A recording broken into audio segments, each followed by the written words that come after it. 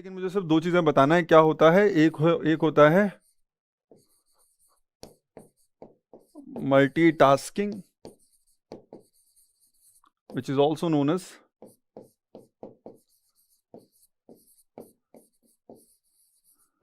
Time sharing operating system. तो हम ज्यादा इसके ऊपर लिखूंगा भी नहीं, कुछ बताऊंगा भी नहीं, सिर्फ बता देता हूं क्या होता है मल्टीटास्किंग। मल्टीटास्किंग मीन्स, समझना, सबसे पहली चीज तो ये कि मैं ये बोल रहा हूं that a system can particular perform multiple task simultaneously. सुनना बात को अच्छे से, जो बोल रहा हूं उसको समझो, but it will eventually be concurrently और साइमल्टेनियसली। तीनों टर्म्स कंफ्यूजिंग है, इसलिए डोंट गेट कंफ्यूज। क्या बोल रहा हूं, मल्टीटास्किंग ऑपरेटिंग सिस्टम। और multitasking system means what, system can perform multiple task simultaneously, but does it actually mean that सारे के सारे जो टास्क होंगे वो सेम टाइम पे एक साथ परफॉर्म हो रहे होंगे? नहीं, क्योंकि मैं ऑलरेडी बोल चुका हूं सिस्टम हम सिर्फ कौन सा कंसिडर करेंगे, सिस्टम हम कंसिडर करेंगे यूनी प्रोसेसर सिस्टम। इसका मतलब प्रोसेसर मेरे पास एक ही है, और अगर प्रोसेसर मेरे पास एक ही है तो फिर मैं कुछ और कर नहीं सकता। एक टाइम पे एक ही टास्क या फिर एक ही प्रोसेस को एग्जीक्यूट किया जा सकता है। तो फिर मल्टीटास्किंग का क्या मतलब, फिर मल्टीटास्किंग का ये मतलब है कि मैं एक साथ बहुत सारे टास्क को परफॉर्म करने की कोशिश करूंगा, लेकिन वो सेम पॉइंट ऑफ टाइम पर एक साथ नहीं चल रहे होंगे, वो अल्टरनेट मैनर में एक दूसरे के साथ टाइम शेयर कर रहे होंगे। इसका मतलब अगर मैं ये मान लूं कि मैं हर टास्क को 1 माइक्रो सेकंड के लिए या फिर 1 मिली सेकंड के लिए, मैं हर टास्क को 1 मिली सेकंड के लिए सीपीयू अलॉट करूंगा, तो पहले एक टास्क आया, उसने 1 मिली सेकंड के लिए काम किया, फिर दूसरे वाले को ने 1 मिली सेकंड के लिए काम किया, फिर तीसरे वाले ने 1 मिली सेकंड के लिए काम किया।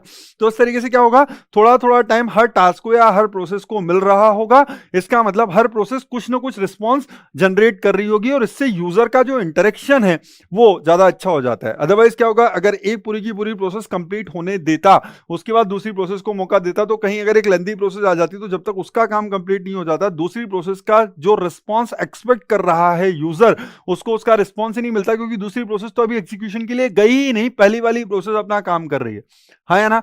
तो इसलिए मल्टीटास्किंग सिस्टम, ये कितना सारा क्या हो गया है सर, ये चैप्टर यूट्यूब पे कंप्लीट होगा। देखो भाई, मोहम्मद तबरेज अंसारी, इतनी बार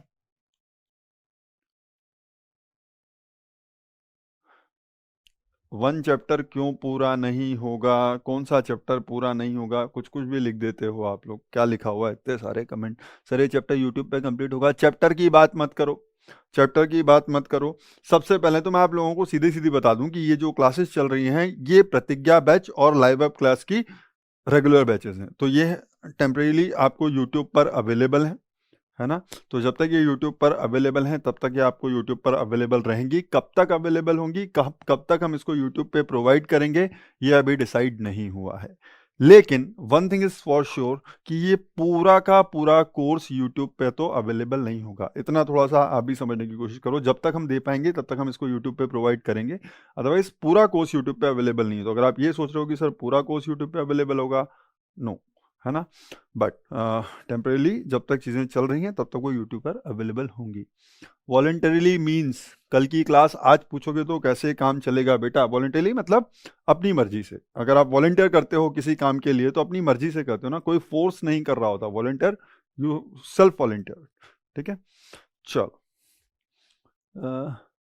very good evening everyone, very good evening. क्या पूछ रहे हैं सर, लाइव तो होगा ना यूट्यूब पे रेगुलरली? बेटा ये रिकॉर्डेड लेक्चर नहीं है, लाइव कैसे होगा? लाइव भी नहीं होगा यूट्यूब पर रेगुलरली, आई होप सो। मुझे एग्जैक्ट इन्फॉर्मेशन शायद यही है कि यूट्यूब पर कल वाली लेक्चर लाइव अवेलेबल है या नहीं, वो मैं चेक करता हूँ। अगर ये उस मेथड में चल सकता है then it's a different thing. चलो, एनीवे, तो लेक्चर की इन्फॉर्मेशन मुझसे बाद में पूछना। मल्टीटास्किंग और टाइम शेयरिंग ऑपरेटिंग सिस्टम, क्या बोल रहा हूँ, बहुत सारे प्रोसेसेस थोड़े थोड़े टाइम के लिए उनको सीपीयू अलॉट किया जाएगा और वो अपना अपना रिस्पॉन्स जनरेट करेंगे। इससे क्या होता है, आपके सिस्टम की रिस्पॉन्सिवनेस इंक्रीज हो जाती है। इसका मतलब जो यूजर्स वेट कर रहे होते हैं, उन्होंने जो भी प्रोसेस शेड्यूल की होती है उसके रिस्पॉन्स का, वो रिस्पॉन्स उनको जल्दी जल्दी मिलता रहता है। ठीक है, so this the idea of time multitasking. इसका मल्टीपल टास्क परफॉर्म हो रहे हैं। क्यों बोलते हैं टाइम शेयरिंग? क्योंकि थोड़े थोड़े टाइम के लिए हर प्रोसेस के बीच में सीपीयू शेयर हो रहा होता है। तो CPU will be shared among all the processes for small small time quantum. तो थोड़ी थोड़ी देर के लिए मैं सबको सीपीयू दूंगा, और इसके करस्पॉन्डिंग जो एल्गोरिदम हम यूज करेंगे वो आप लोगों ने सबने पढ़ी होगी अपने यूनिवर्सिटी कोर्स में, राउंड रॉबिन एल्गोरिदम। कि मैं टाइम क्वांटम डिफाइन कर देता हूँ कि हर प्रोसेस को इतना इतना टाइम दूंगा, और उतनी उतनी प्रोसेस के लिए हर प्रोसेस काम करेगी उतने टाइम के लिए, और अपने रिस्पॉन्स को जनरेट करती रहेगी। तो ये हो जाएगा मल्टीटास्किंग और टाइम शेयरिंग ऑपरेटिंग सिस्टम। ठीक है, कितना टाइम होगा दैट इज प्रोसेसर डिपेंडेंट, कि आप कितना टाइम देना चाहते हो। एक जो दूसरी डेफिनेशन मुझको आपको देनी थी, that is real time operating system. So what is real time operating system? Real time operating system से हमारा ये मतलब है कि आपका जो रिस्पॉन्स है वो हार्ड रियल टाइम है। इसका मतलब आपको जो रिस्पॉन्स जनरेट करने हैं वो एग्जैक्टली उसी टाइम के अंदर जनरेट करने हैं जितना आपको मैक्सिमम टाइम अलॉटेड है। So let's try to understand. कि मैं एक बोलूं कि आपके पास कोई एक प्रोसेस है जिससे आप ये एक्सपेक्ट करते हो कि उसका जो कंप्लीशन है वो 1 नैनोसेकंड में कंप्लीट हो जाना चाहिए। जस्ट एज्यूम कि 1 मिली सेकंड, अगर मैं ऐसा कुछ बोलता हूँ कि एक प्रोसेस है, और ये टाइम बाउंड है कि वॉट एवर प्रोसेस जो भी मैंने अभी यहाँ पर दी है उस प्रोसेस का एग्जीक्यूशन 1 मिली सेकंड में कंप्लीट हो जाना चाहिए। So the system should not take more than 1 nanosecond. क्या हो रहा है यार? So system should not take more than 1 nanosecond to complete the task. ठीक है, so that will be real time. That real time में आप जो सोच रहे हो कि जिस ड्यूरेशन में वो टाइम कंप्लीट हो जाना चाहिए उस टाइम पर वो कंप्लीट हो जाए, कभी भी चीजें डिले ना हो, कभी भी चीजें डिले ना हो। Clear? What will be the timing of class? Same time, bro. Same time, 5:30 PM. तो ये दो डिफरेंट टाइप के ऑपरेटिंग सिस्टम्स हैं। कल मैंने आपको डिफरेंट डिफरेंट चीज़ें बताई थी, उसके बीच में ये दो चीज़ें रह जाती थी, तो इन दोनों को भी हमने निपटा दिया definition wise. I hope you understand that multitasking time sharing, इसका मतलब बहुत सारी प्रोसेसेस हैं जो सीपीयू पर थोड़े थोड़े टाइम के लिए काम कर रही हैं, तो रिस्पॉन्सिवनेस इंक्रीज हो गई, और इसको बोला मल्टीटास्किंग, क्योंकि मल्टीपल टास्क साइमल्टेनियसली एग्जीक्यूट हो रहे थे। ऐसा नहीं हुआ कि पहले एक कम पूरा कंप्लीट हो जाएगा फिर दूसरे को नंबर मिलेगा, नहीं, ऐसा नहीं था। ठीक है, तो मल्टीपल टास्क साइमल्टेनियसली एग्जीक्यूट हो रहे थे, बट दो टास्क कभी भी सेम पॉइंट ऑफ टाइम पर एक साथ एग्जीक्यूट नहीं हो रहे थे। Real time, it's evident from the name itself कि टाइम बाउंड होगा, कि उतने टाइम से ज़्यादा कभी उसको नहीं लगना चाहिए। How many subject you can teach sir? Because if you teach maximum subject then I wish to purchase Pratigya batch. Please reply sir. Chaturthalingam, ऐसा तो मैं नहीं कह सकता, लेकिन 3 सब्जेक्ट्स डेफिनेटली मैं ही पढ़ाऊंगा। एक तो ऑपरेटिंग सिस्टम अब शुरू हो गया है तो ये मैं ही करूंगा, डिस्क्रीट मैथमेटिक्स डेफिनेटली मैं ही करूंगा, and computer organisation and architecture भी डेफिनेटली मैं ही करूंगा। ठीक है, उसके अलावा बाकी वो सब्जेक्ट के ऊपर कोई कमेंट नहीं, है ना। चलो, तो ये बात थी कल के लेक्चर की, तो उतना सा बस थोड़ा सा पास देना चाहता था। 1 मिनट का मुझे टाइम देना। मेरे सिस्टम में सबसे पहले मुझको एक चीज बता दो, मेरे सिस्टम में बार बार वीडियो जा रहा है और आ रहा है, क्या ये आपके साथ भी हो रहा है? सिस्टम पर बार बार वीडियो शायद फ्लिकर कर रहा है, या तो फिर वीडियो आउटपुट है ही नहीं, क्या ऐसा हो रहा है?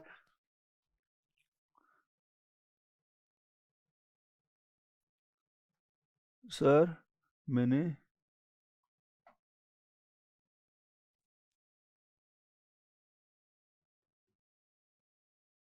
हाँ सर आ जा रहा है, 1 सेकंड का टाइम देना, 1 सेकंड, मैं उसको बुला लूं।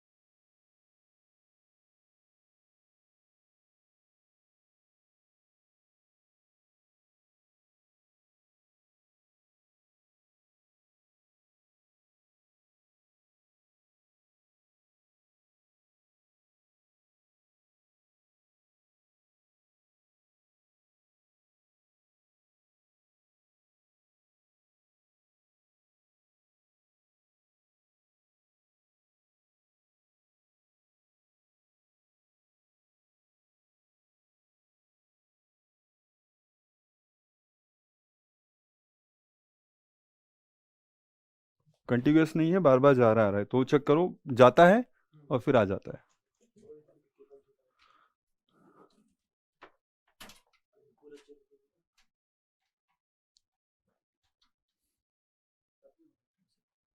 1 मिनट देखो ना, अगर होगा तो थोड़ा सा रुक करके जाओ। ये देखो हुआ। अच्छा, यही हो रहा है।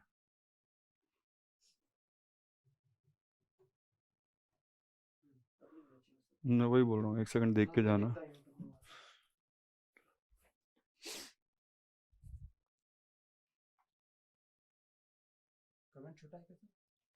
हाँ यार, बहुत छोटा है। बहुत हाँ, दोनों एकदम घुस के देखना पड़ रहा है। और ये वाले मॉनिटर पे दे सकते हो क्या? ये कंपेरेटिवली कंपेरेटिवली बड़ा है।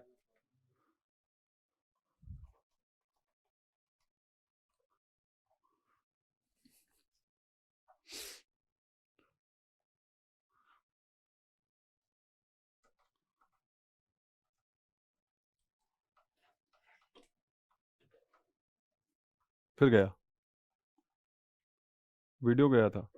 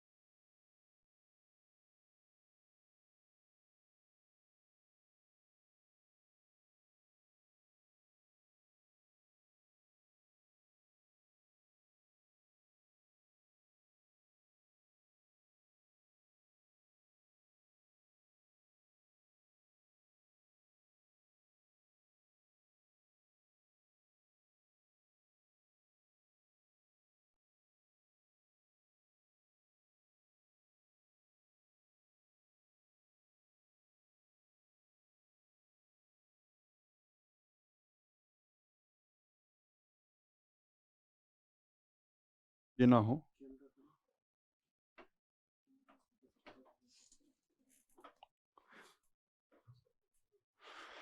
चलो गाइज, ऑल सॉर्टेड। अब अगर कोई भी प्रॉब्लम होती है then please let me know, है ना। शुरू करते हैं, तो आप लोग मैसेज कर दीजिएगा, क्योंकि मेरा उधर ध्यान फिर हुआ। हाँ।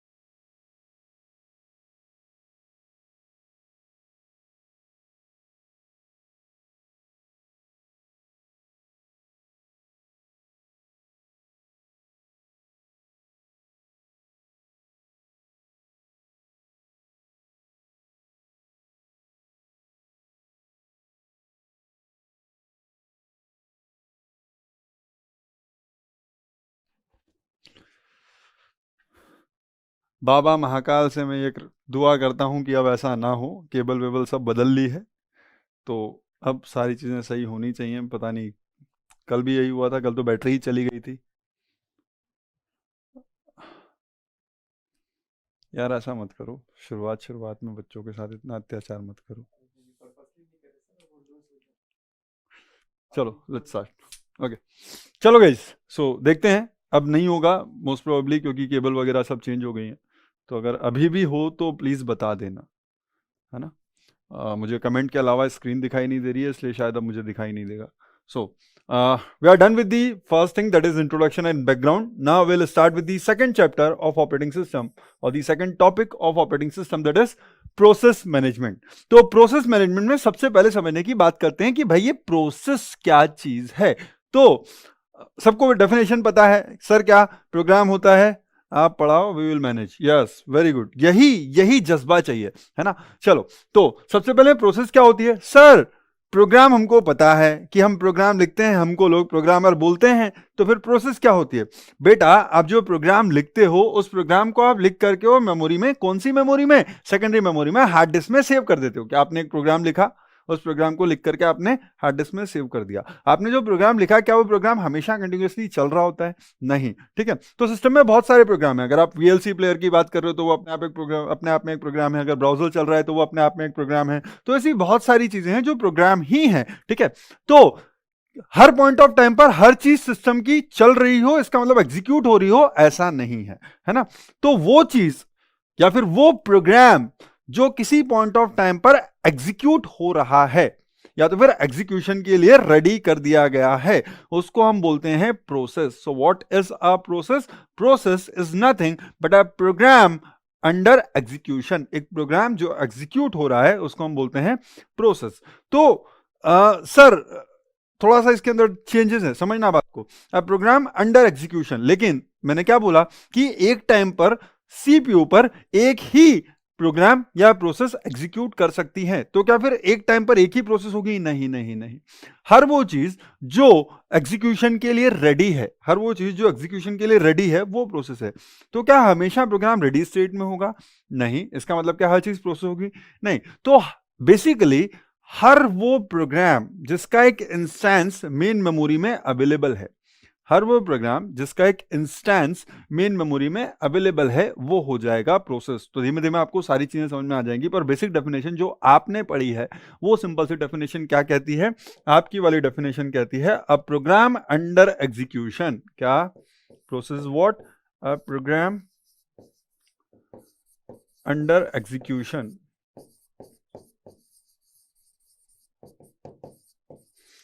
is a process. Clear?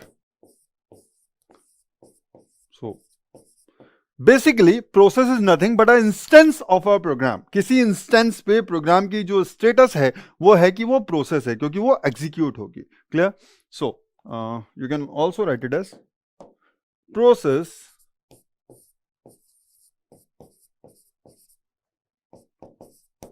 is an instance of a program. What does it mean?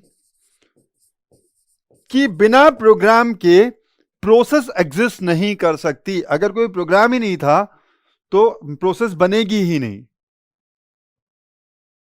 मतलब सर सेकेंडरी मेमोरी से मेन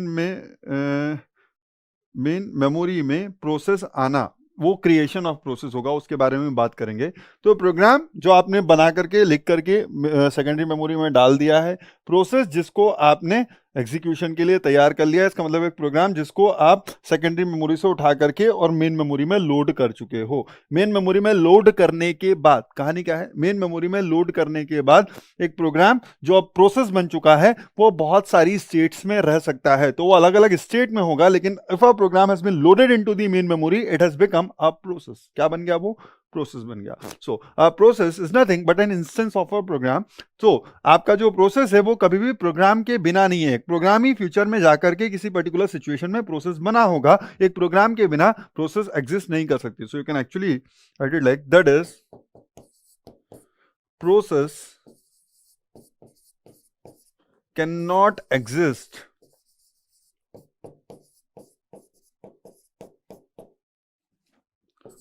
विदाउट अ प्रोग्राम।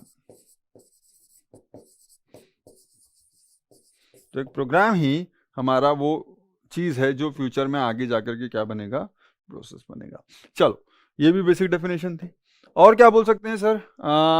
चलो अगर मैं इस तरीके से सोचूं कि एक प्रोग्राम है तो क्या वो एक प्रोग्राम के करस्पॉन्डिंग एक ही प्रोसेस होगी? नहीं। So what is the relationship between program and process? What is the relationship between program and process? So इसको आप बोल सकते हैं, अगर आपके पास एक प्रोग्राम है और आपके पास प्रोसेसेस हैं, इनके बीच की जो रिलेशनशिप है वो कैसी हो सकती है? 1:1। इसका मतलब one program one process can be so with corresponding to one program there may be one process, और corresponding to one program there may be many processes. ठीक है। बट ऐसा कभी नहीं भी होगा कि बहुत सारे प्रोग्राम के करस्पॉन्डिंग एक ही प्रोसेस हो। ठीक है। अगर मैं ऐसा बोलूं, many program corresponding to many program there is only one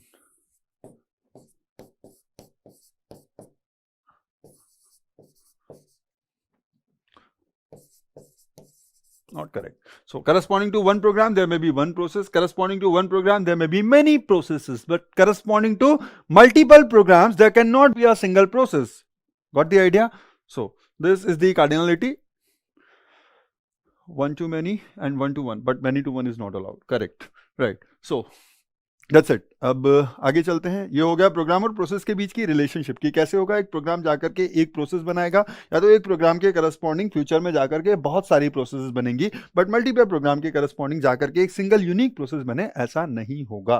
ठीक है, तो इस चीज को समझने की कोशिश करना. What do I mean when I say one to one और one to many, but there is nothing like many to one. That is you can not have a single process corresponding to multiple programs. Clear. Now process क्या है. Process जो अभी मैंने बोला, process is nothing but program under execution. So process is something which will get executed. System के ऊपर execute क्या होगा, CPU में जो चीज execute करेगी वो क्या होगी. प्रोग्राम execute करने से पहले प्रोसेस बन चुका होगा. तो मैं क्या ऐसा कह सकता हूं, anything which will execute on the CPU, जो भी चीज कभी लाइफ में जाकर के CPU पर execute करेगी वो एक प्रोसेस है. सो process is a unit of execution. जो कोई भी चीज किसी पॉइंट ऑफ टाइम पर CPU पर एग्जीक्यूट हो रही होगी वो एक प्रोसेस है. So you can also write it like this, that process is a unit of execution. क्या चीज एग्जीक्यूट होती है, प्रोसेस एग्जीक्यूट होती है. क्या चीज एग्जीक्यूट होगी, प्रोसेस एग्जीक्यूट होगी. सो यू कैन से process is a unit of execution. Now एक टर्म लिख रहा हूं, अभी आप लोगों को शायद वो समझ में ना आए, लेकिन समझना, क्योंकि डेफिनेशन सारी की सारी क्लियर कर रहा हूं, तो डेफिनेशंस को लेकर के चलना. Many to many sir is a weak concept, उसके बारे में बात कर, समझो. मेनी टू मेनी लिखने का मतलब ही नहीं है. अगर मेनी टू वन नहीं है, अगर मेनी टू वन नहीं है तो मेनी टू मेनी पॉसिबल है. मेनी टू मेनी पॉसिबल है, मेनी प्रोग्राम्स में है many processes, but there will be no instance in which multiple program will correspond to a single process. Don't try to understand it in a different way. जो मैं बोल रहा हूं उसको समझो कि मेरे पास अलग अलग अलग अलग अलग अलग प्रोग्राम है. तो एक प्रोग्राम है 1, एक प्रोग्राम है 2, एक प्रोग्राम है 3, एक प्रोग्राम है 4. ठीक है, तो अब बात समझना. This are many programs, this are many programs. यार आप लोग क्या ना, चीजों को कॉम्प्लिकेट मत किया करो, थोड़ा सा जो छोटी सी चीज है उसके ऊपर समझा करो. And this are processes. So मैं सफिक्स 1 का यूज करता हूं इस चीज को रिप्रेजेंट करने के लिए कि वो उस प्रोग्राम के करस्पॉन्डिंग है. तो अगर मैं यहाँ पर ये बोलता हूं कि यहाँ पर ये एक A1 प्रोसेस है, ये A2 प्रोसेस है, ये A1 प्रोसेस है, ये B1 प्रोसेस है और ये C1 प्रोसेस है. इसका मतलब this 3 processes are corresponding to program 1, right? Similarly, I can say there is one process A2 and this is corresponding to program 2. Again, there are many processes corresponding to program 3. Let's say this is A3, B3, C3, and again multiple processes corresponding to program 4. So you are saying A4, B4. So corresponding to corresponding to many programs, there are many processes. Corresponding to many programs, there are many processes. This statement is true. This statement is true. But again, one to many is also true in this many to many. One to many is also true in this many to many. Where do we justify one to many? We have justified one to many in this case. We have justified one to many in this case. We have justified one to many in this case. Now, one to one relationship between program and process is also justified in this particular case. Here, one to one is justified, but many to one will never get justified. Many to one will never get justified. Clear है मुसाफिर? Clear है. सो चीजों को जबरदस्ती फंसाओ मत, simple सा concept है. एक single programme और एक सिंगल प्रोसेस के बीच में क्या रिलेशनशिप हो सकता है, एक सिंगल प्रोग्राम के करस्पॉन्डिंग क्या सिचुएशन हो सकती है. एक सिंगल प्रोग्राम के करस्पॉन्डिंग प्रोग्राम में correspond to a single process or one program may correspond to multiple process, but multiple programs cannot correspond to a single process. Clear इतना है ना, बेसिक सी चीजें हैं. तो मेनी टू मेनी करके आप उसको कॉम्प्लिकेट कर दे रहे हो. लाइफ में इतनी सारी समस्याओं को बढ़ाने से कोई फायदा नहीं है. हाँ चलो, सो process is unit of execution. इसके बाद हम क्या बोल सकते हैं, इसके बाद हम ये बोल सकते हैं जो मैं आपसे बोल रहा था कि भाई आपको शायद अब ये टीचर टर्म समझ में ना आए अगर आप पहली बार ऑपरेटिंग सिस्टम पढ़ रहे हो तो, लेकिन आज ही की क्लास में आगे जाकर के हम एक चीज डिस्कस करेंगे। There is something called scheduler and there is something called dispatcher. ठीक है, तो जिस चीज को शेड्यूल किया जाएगा या जिस चीज को डिस्पैच किया जाएगा वो क्या होगी। आप प्रोग्राम को कभी शेड्यूल या डिस्पैच नहीं करोगे। जनरली हम सुनना, there is a crystal clear distinction. मैं अगर प्रोग्राम बोल रहा हूं इसका मतलब प्रोग्राम में also reside in secondary memory. सुनो बात को, अगर सिर्फ प्रोग्राम बोल रहा हूं तो प्रोग्राम में also reside in secondary memory, but अगर मैं प्रोसेस बोल रहा हूं then that has to reside in main memory. So जो मेन मेमोरी में है क्या वो प्रोग्राम नहीं हो सकता? हो सकता है। ये भी तो एक इंस्टेंस ऑफ प्रोग्राम ही है, तो ये भी एक प्रोग्राम है, बट जो सेकेंडरी मेमोरी में रखा है वो प्रोसेस नहीं हो सकता। जो सेकेंडरी मेमोरी में रखा है वो प्रोसेस नहीं, उसको मैं प्रोसेस कभी नहीं बोलूंगा। जो सेकेंडरी मेमोरी में रखा है उसको मैं प्रोसेस कभी नहीं बोलूंगा। जो मेन मेमोरी में रखा है उसको मैं प्रोसेस भी बोल सकता हूं, उसको मैं प्रोग्राम भी बोल सकता हूं। क्लियर है इतना? जो सेकेंडरी मेमोरी में रखा है वो हमेशा प्रोग्राम कहलाएगा, उसको मैं कभी प्रोसेस नहीं बोलूंगा। जो मेन मेमोरी में रखा हुआ है उसको मैं प्रोसेस तो बोल ही रहा हूं, इतनी देर से बोल रहा हूं, लेकिन मैं उसको प्रोग्राम भी बोल सकता हूं because that is an instance of a program. It is nothing but an instance of a program. Clear now?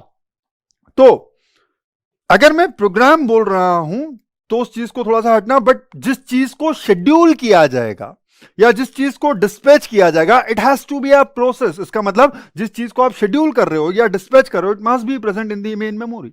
So I can also say process क्या है? Process is a schedulable, process को schedule किया जा सकता है, process को dispatch किया जा सकता है यूनिट। सो जिस चीज को शेड्यूल किया जाएगा या जिस चीज को डिस्पैच किया जाएगा उसको मैं क्या बोलूंगा? उसको मैं प्रोसेस बोलूंगा। क्लियर है? चलो, तो ये तो हुई प्रोसेस की बात। So sir can you give us a crystal clear distinction between program and process? So let's try to understand this. Sir, what do you mean by a process and what do you mean by a program?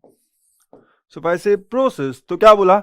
जिस चीज का execution होगा वो क्या होगा? Process होगा। तो किस चीज, जो चीज एग्जीक्यूट हो रही है वो एक्चुअल में एक्टिव है, वो एक्टिवली पार्टिसिपेट कर रही है, तो मैं बोलता हूं प्रोसेस इज एक्टिव। प्रोसेस कैसी होगी? हमेशा एक्टिव होगी, वो कुछ ना कुछ काम करेगी।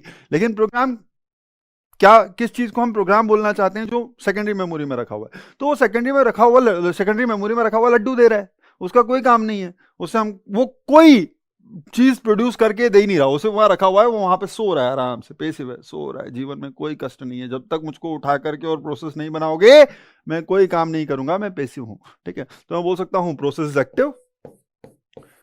सिंपल से अगर कोई जनरली आपसे कहेंगे, ये पूछ ले, ये गेट का क्वेश्चन नहीं है कि किसको एक्टिव बोलोगे किसको पैसिव बोलोगे, ये सब मोह माया है, बट बेसिक है। तो बेसिक पहली क्लास में, प्रोसेस की पहली क्लास में आपको सब कुछ तो नहीं दे सकता। So process is active where as program will be passive.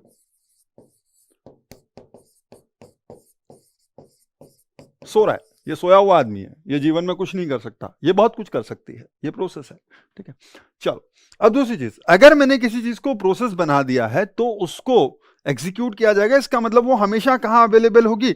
वो हमेशा मेन मेमोरी में अवेलेबल होगी। Process will always reside in the main memory, whereas program, जिसको हम प्रोग्राम कहना चाहते हैं, उसको हम जनरली कहां, किसके कॉन्टेक्स्ट में कहेंगे? अगर कोई चीज सेकेंडरी मेमोरी में रखी हुई है तो हम उसको प्रोग्राम कहेंगे। So just note down, process or processes always reside in main memory। Program कहां रखा रहेगा? पैसिव है तो वो सेकेंडरी मेमोरी में पड़ा है। Program resides in secondary memory. तो यहां से समझ में आ गया भैया जो चीज मेन मेमोरी में रखी हुई है वो प्रोसेस है, और जो सेकेंडरी मेमोरी में रखा हुआ है वो प्रोग्राम है। जनरली प्रोग्राम ही आगे जाकर के मेन मेमोरी में रखा गया है, तो एक प्रोग्राम ही प्रोसेस बनेगा। इसके अलावा सुनना, तीसरी चीज, रिसोर्सेस। क्या है रिसोर्सेस? आपका सीपीयू एक रिसोर्स है, मेन मेमोरी क्या है? रिसोर्स है। प्रिंटर विंटर ये जो होंगे, ये सारी चीजें क्या होंगी? रिसोर्सेस। ये रिसोर्सेस कौन यूज करेगा? ये रिसोर्सेस को कौन यूज करेगा? प्रोसेस यूज करेगी। जब प्रोसेस एग्जीक्यूट होगी तो वो सीपीयू का यूज करेगी। जब प्रोसेस बनाई गई होगी तो उसको मेन मेमोरी अलोकेट की गई होगी। जब प्रोसेस किसी आईओ डिवाइस से कम्युनिकेट करना चाहेगी तो उस आईओ डिवाइस जो एक रिसोर्स है उसको यूज करेगी। So processes will utilize the resources. Processes are with resources, इसका मतलब resources will be allocated to the processes. Yes और नो? बट आपका जो प्रोग्राम है वो कुछ नहीं कर रहा है, वो वहां सेकेंडरी मेमोरी में बैठा हुआ मस्त सो रहा है, वो किसी रिसोर्स को यूज नहीं करेगा। ठीक है, so you can say processes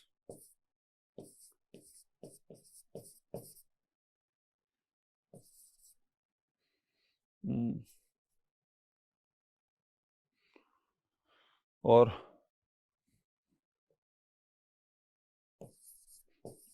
are with resources.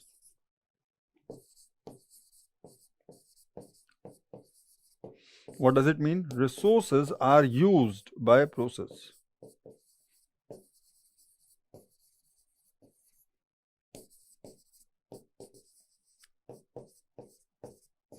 तो ये process. Program is without resources, सो रहा है, कोई काम नहीं है।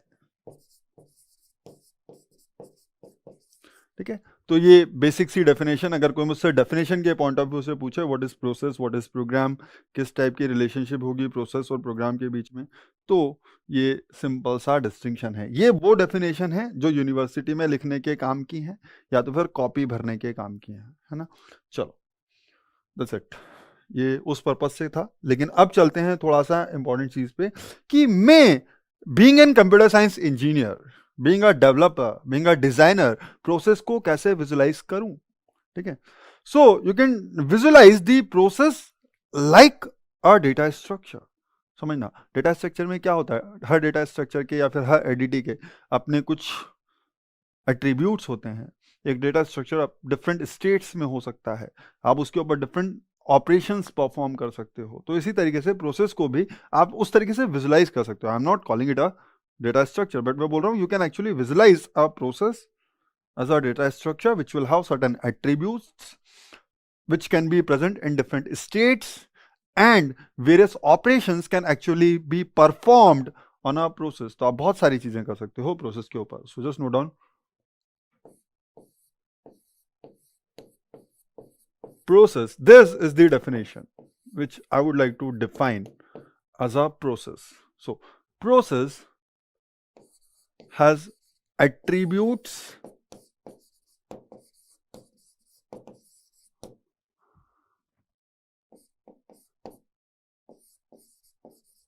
it can be in different states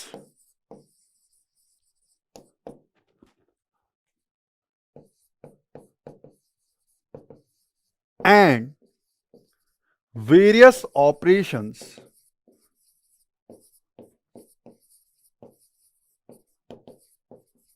can be performed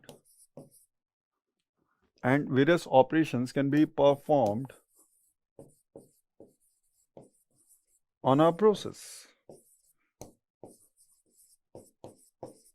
Okay? So this is the definition. Process has attributes, it can be in various states and various operations can be performed on a process. तो देखो क्या चीजें मैंने बोली, तीन चीजें बोली। क्या क्या बोली सर आपने? एक तो बोला एट्रीब्यूट्स, आपने एक बोला स्टेट्स,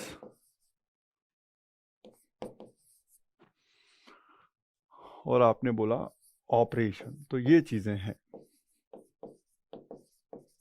ठीक है, तो sir what do you mean bye attributes? तो प्रोसेस के जो एट्रीब्यूट्स होंगे बहुत सारे हो सकते हैं। First attribute will be process ID,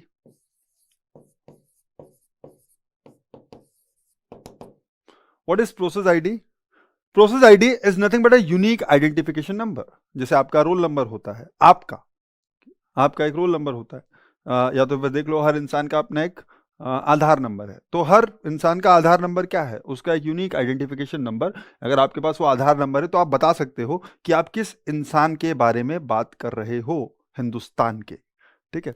similarly आपके सिस्टम के अंदर हर प्रोसेस की एक यूनिक आइडेंटिटी होगी, और वो किस चीज के थ्रू पहचानी जाएगी? वो पहचानी जाएगी उसकी प्रोसेस आईडी के through. So it's nothing, so you can note down process ID, it is unique identification number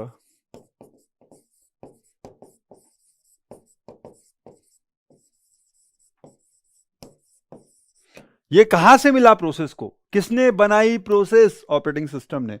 so it is a unique identification number which is assigned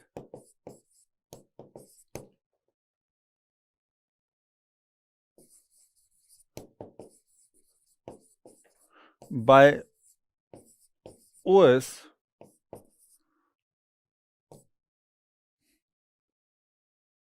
during which is assigned by OS during the creation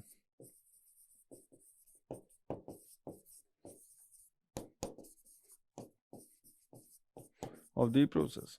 तो जब भी आप कोई process बनाओगे, process ID is just like primary की, या you can call this yes, अगर आपके पास और डीबीएमएस के पॉइंट ऑफ व्यू समझो। So anything which differentiate a thing is nothing but N identification. ID है यार, आइडेंटिफायर है, तो इसके थ्रू आप चीजों को डिस्टिंग कर सकते हो।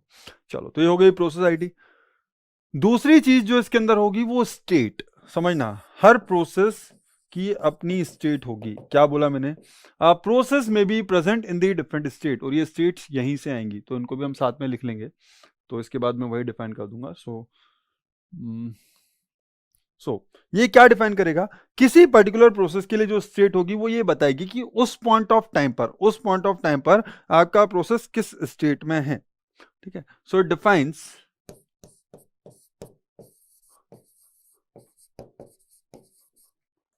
the current state of the process।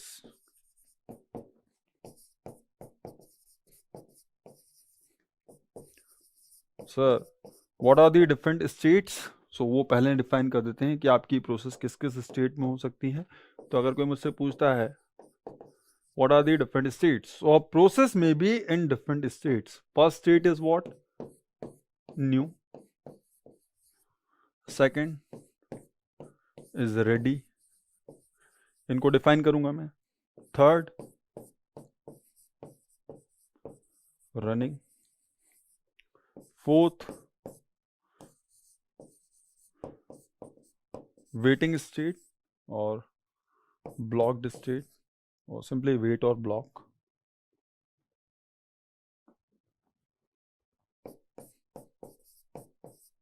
State complete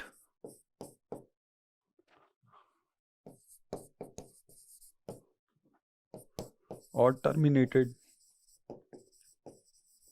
खत्म हो गया, जीवन समाप्त। You can have suspended ready,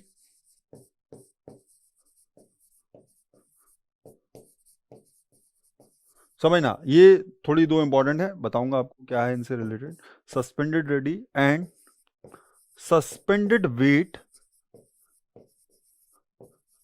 तो वेट को ही तो ब्लॉक भी बोलते हैं, तो इसको सस्पेंडेड वेट स्टेट बोलो या सस्पेंडेड ब्लॉक बोलो, एक ही बात है।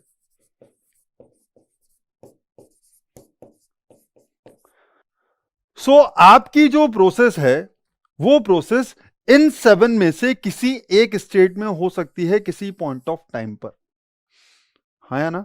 तो ये डिफरेंट प्रोसेसेस हैं, इनके बारे में बात करेंगे कि कब हम बोलते हैं कि वो मेमोरी में है, कब वो बोलते हैं कि मेमोरी में नहीं है।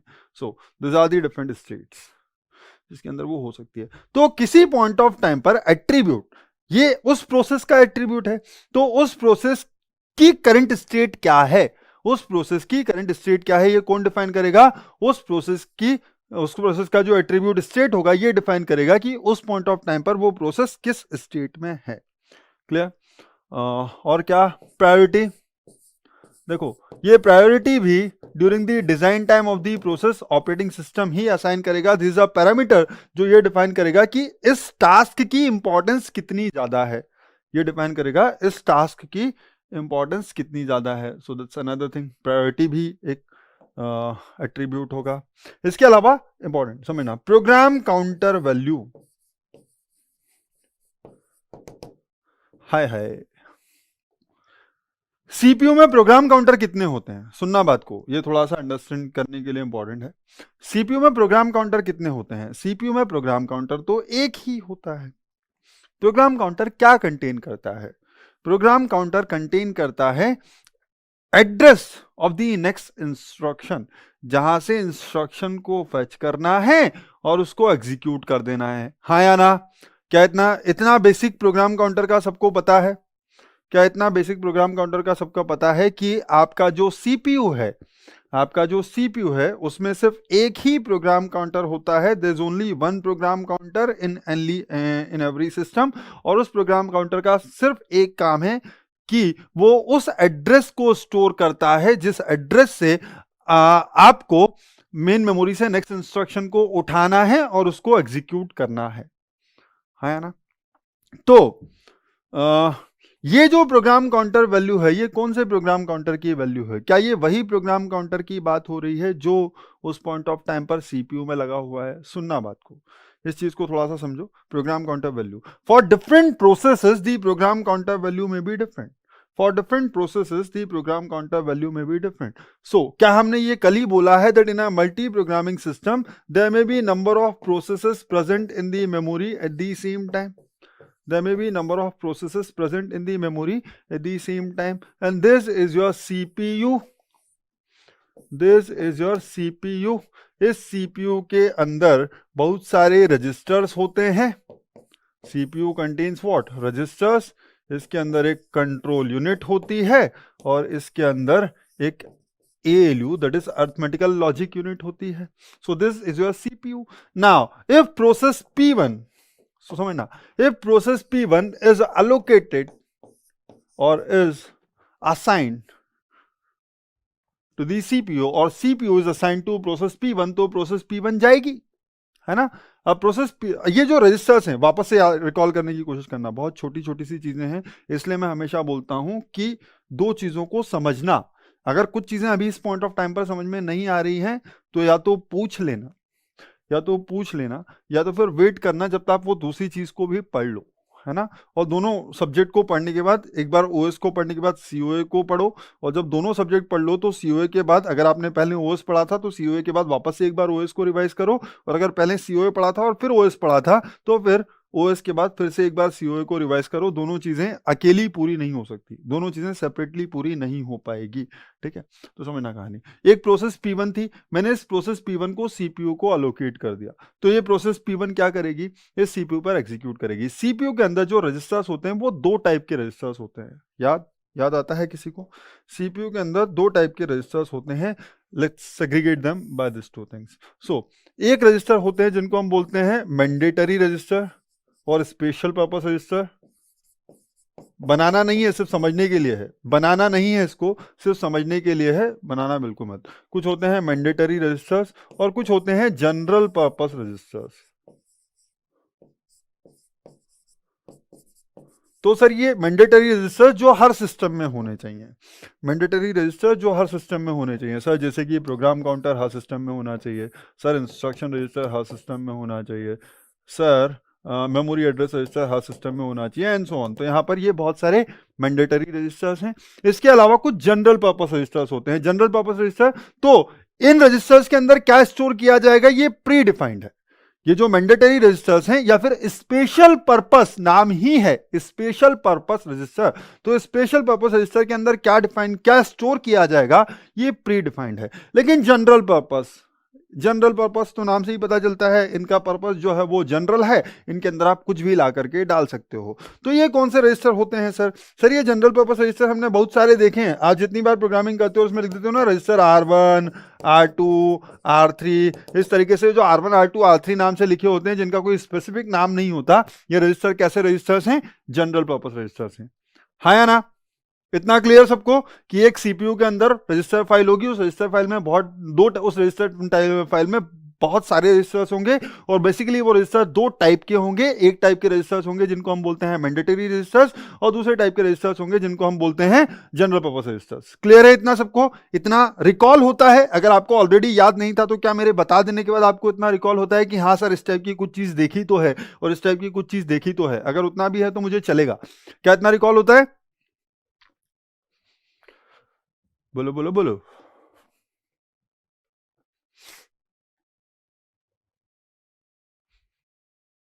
Yes sir, clear, okay.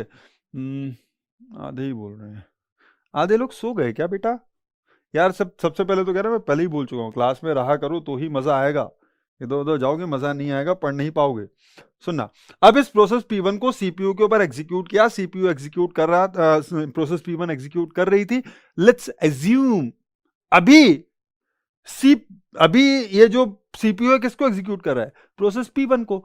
तो सीपीयू ज्यादा दुनियादारी के बारे में नहीं सोचता, सीपीयू ज्यादा लोगों की चिंता नहीं करता। सीपीयू सिर्फ किसकी चिंता करता है? सीपीयू सिर्फ उस इंसान की चिंता करता है जो उसके घर में आके बैठ गया है, या तो फिर सीपीयू को जिस इंसान को डेडिकेटेडली मैंने दे दिया है वो सिर्फ उसकी चिंता करता है। तो सीपीयू को अभी सिर्फ और सिर्फ किसकी परवाह है? सीपीयू को अभी सिर्फ और सिर्फ प्रोसेस P1 की परवाह है ना? तो इस प्रोसेस P1 के लिए सीपीयू बोलेगा आ जाओ बेटा तुमको एग्जीक्यूट करना शुरू करते हैं। तो जब हम प्रोसेस P1 को एग्जीक्यूट करना शुरू करेंगे तो सबसे पहली बार जीवन में हम क्या करेंगे? सबसे पहली बार जब प्रोसेस P1 एग्जीक्यूट करना शुरू होगी, सबसे पहली बार जब प्रोसेस, हाँ बेटा पढ़ाऊंगा यार, कैसा करूं, जब सबसे पहली बार जब प्रोसेस P1 एग्जीक्यूट करना शुरू होगी तो प्रोसेस P1 मेन मेमोरी में कहीं स्टोर होगी। यहां पर अब ये मेन मेमोरी भी है, मेन मेमोरी। अभी मैं सीओए के पॉइंट ऑफ व्यू से सोच रहा हूं, अभी मैं सीओए के पॉइंट ऑफ व्यू से सोच रहा हूं, बुरा मत मान जाना, बुरा मत मानना, है ना?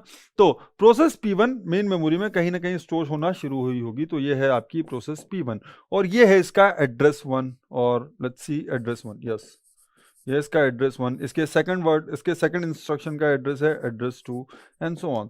तो इस प्रोसेस P1 को कुछ एड्रेसेस लगे होंगे। तो सबसे पहले मैं इस प्रोसेस P1 का जो स्टार्टिंग एड्रेस है उस स्टार्टिंग एड्रेस को डाल दूंगा PC1 में, पीसी में। कहा डाल दूंगा?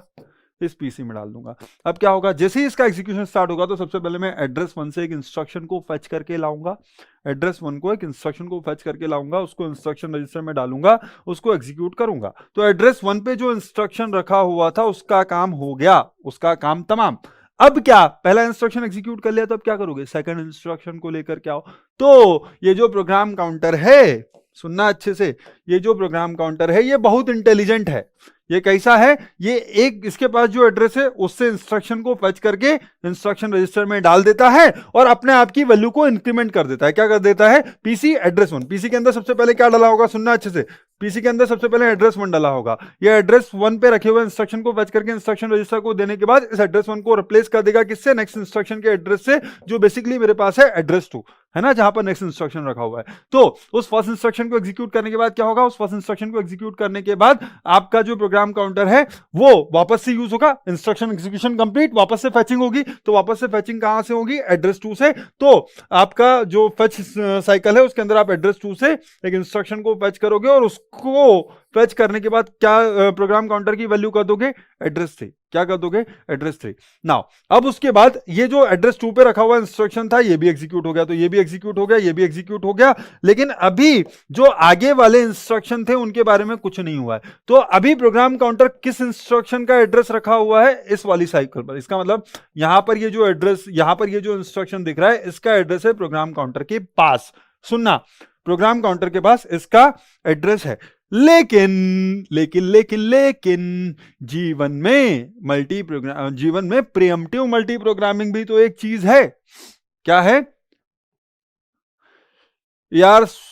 जो भी होगा ना, सुनो सुनो सुनो, स्वर्णा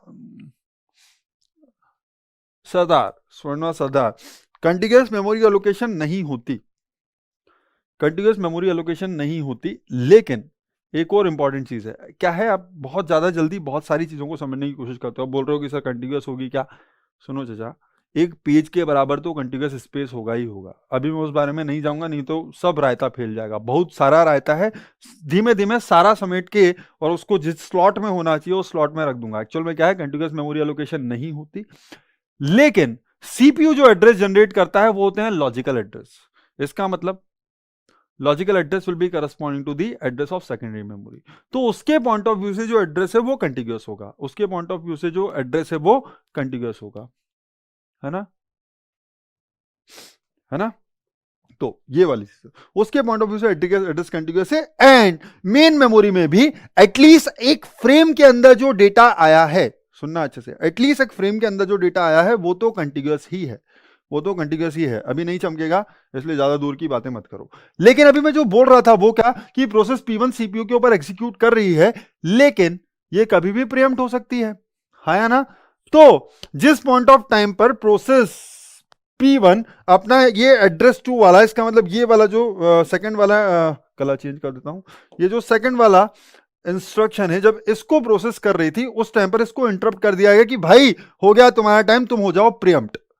प्रीएम्प्ट होगा तो क्या होगा, थोड़ी सी बेसिक नॉलेज होनी चाहिए, अदरवाइज ये आगे जाकर के परेशान करेगा। तो ये प्रीएम्प्ट होगा तो क्या होगा, हम बोलेंगे प्रोसेस P1 से सीपीयू छीन लो, प्रोसेस P1 से सीपीयू छीन लो। सुनो क्या हुआ, प्रोसेस P1 से सीपीयू को छीन लो। तो अब आपने प्रोसेस P1 से सीपीयू को छीन लिया, तो प्रोसेस P1 यहां से भगा दी जाएगी। सुनना अच्छे से, प्रोसेस P1 यहां से भगा दी जाएगी, प्रोसेस P1 वापस से रेडी क्यू में आ जाएगी। ये आपकी क्या है, रेडी स्टेट है। सुनना, यहां पर ये तैयार है एग्जीक्यूट होने के लिए, ये अभी भी एग्जीक्यूशन करना चाहती थी, लेकिन दूसरे ने आकर के इसको भगा दिया। यार सारी चीजें हो जाएंगी, पहले समझ लो, हर किसी को सारी चीजें पता नहीं होती, इसलिए थोड़ा सा शांत रहो। सारी चीजें होंगी, लेकिन सबको सारी चीजें बताना है ना। आधी चीजें आपको पता है, बट इसका ये मतलब नहीं कि आपको उस बारे में सब कुछ पता है। तो अगर मेरी चीजों को अच्छे से सुनोगे, जो मैं बोल रहा हूँ उसके ऊपर फोकस करोगे, तो आपको सब कुछ पता चलेगा।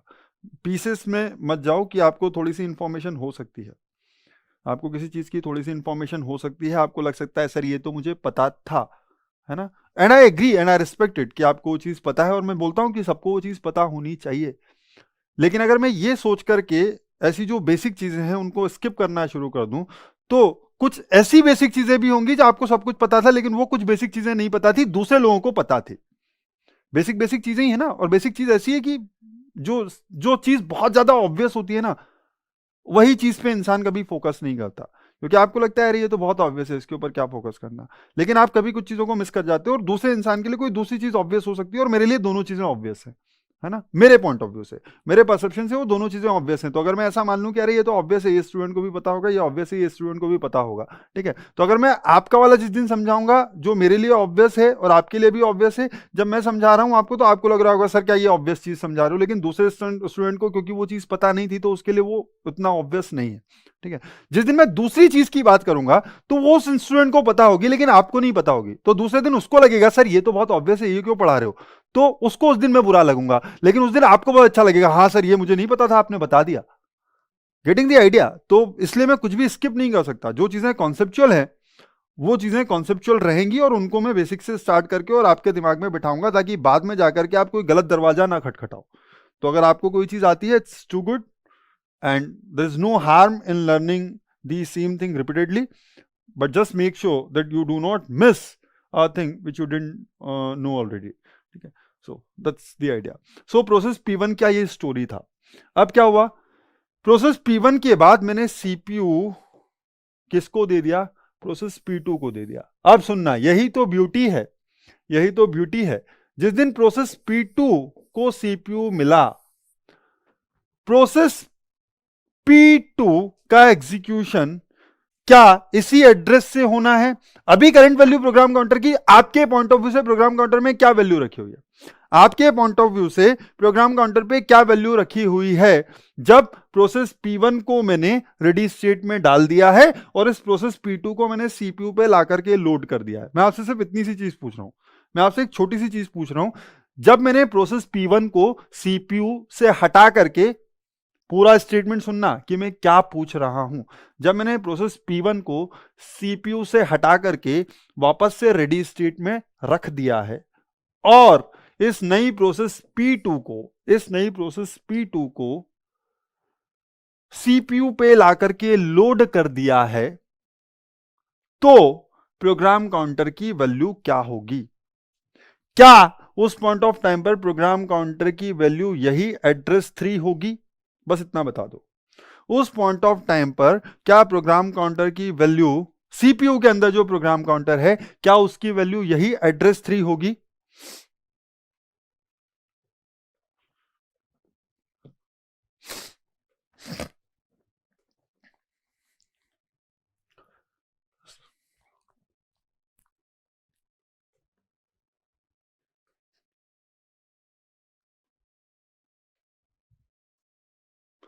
बेटा सीमाफोर्स में इस प्रोग्राम काउंटर के बारे में ज्यादा समझने के लिए कुछ है ही नहीं। जितना जरूरी है वो बहुत बेसिक है। यहां के पॉइंट ऑफ व्यू से चीजें बहुत अलग हैं।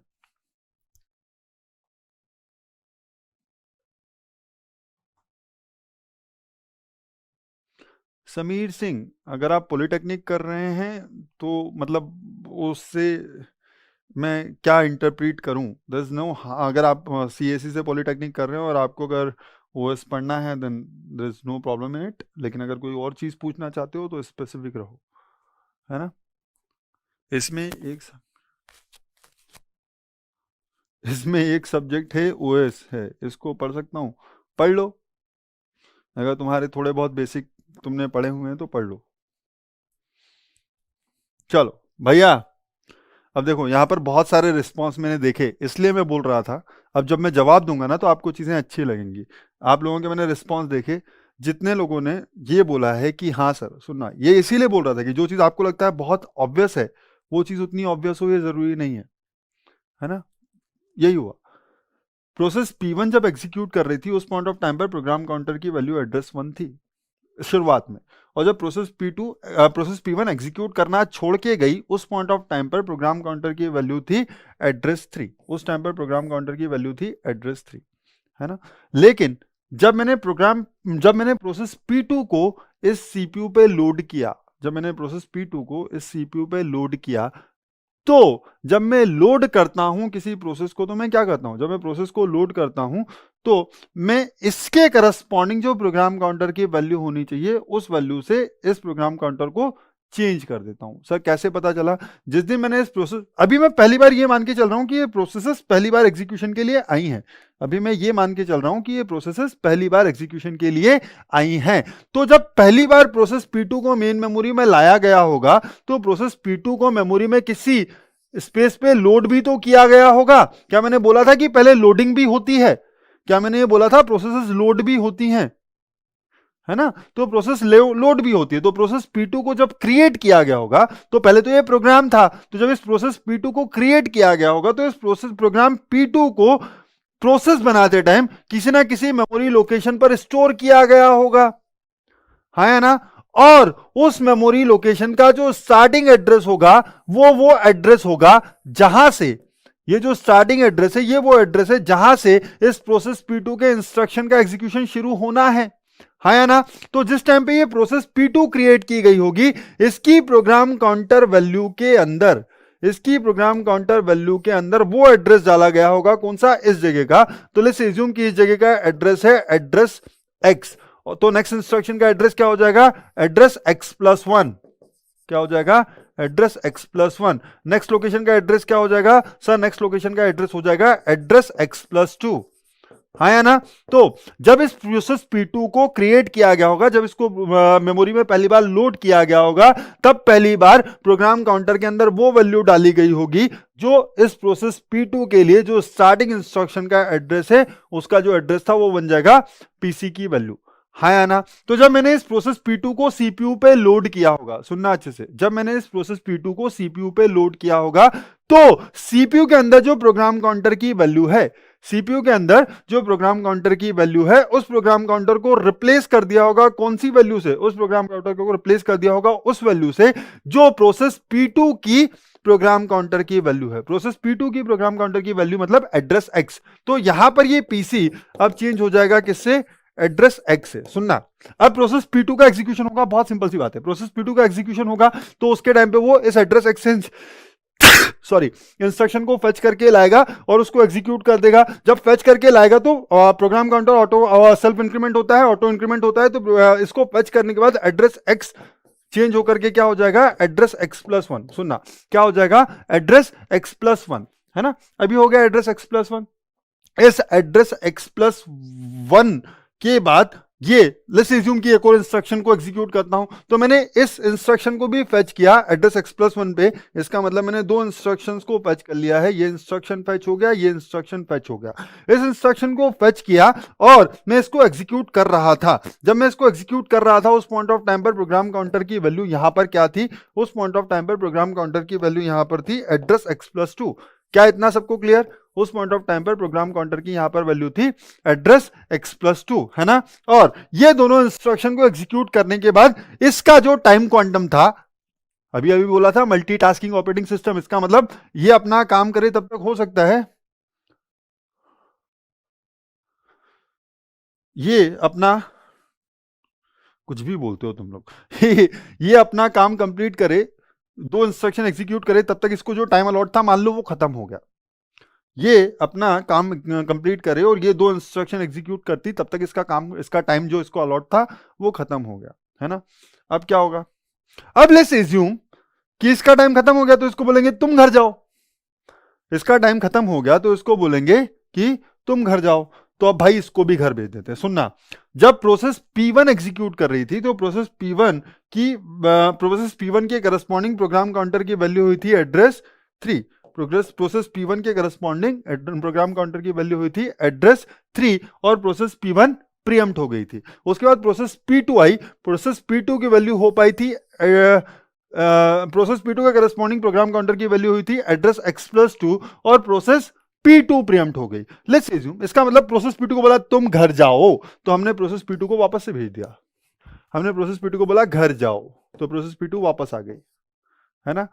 अब वापस से नंबर लगा किसका, वापस से नंबर लगा, सुनना, वापस से नंबर लगा किसका, प्रोसेस P1 का। वापस से नंबर लगा किसका, प्रोसेस P1 का। तो अब प्रोसेस P1 का जो एग्जीक्यूशन है वो किस एड्रेस से स्टार्ट होगा, मुझको ये बताओ। अब प्रोसेस P1 का जो एग्जीक्यूशन है वो किस एड्रेस से स्टार्ट होगा, बोलो फटाफट। प्रोसेस P1 का जो एग्जीक्यूशन है वो किस एड्रेस से स्टार्ट होगा,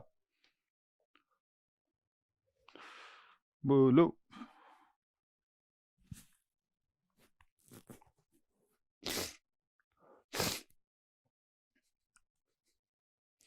यस, एड्रेस 3 से ही स्टार्ट होगा।